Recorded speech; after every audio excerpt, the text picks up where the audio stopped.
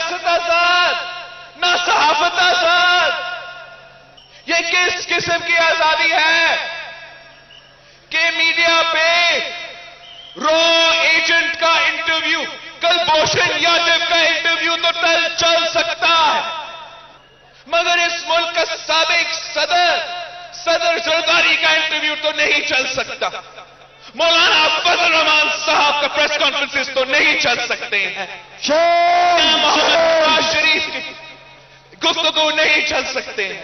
عام آدمی کے لیے، مزدور کے لیے، کسان کے لیے، سفید پوش طبقہ کے لیے کوئی ٹیکس ایمنسٹی اسکیم نہیں ہوتا، کوئی بیل آؤٹ نہیں ہوتا. عوام کے لیے مہنگائی کی سونامی ہے، عوام کے لیے ٹیکسز کا طوفان ہے، اور وہ صرف اس لیے کہ ہمارا وزیر اعظم سلیکٹڈ ہے، ہمارا وزیر اعظم عوام کا نمائندہ نہیں ہے، ہمارا وزیر اعظم نالائق ہے، نااہل ہے.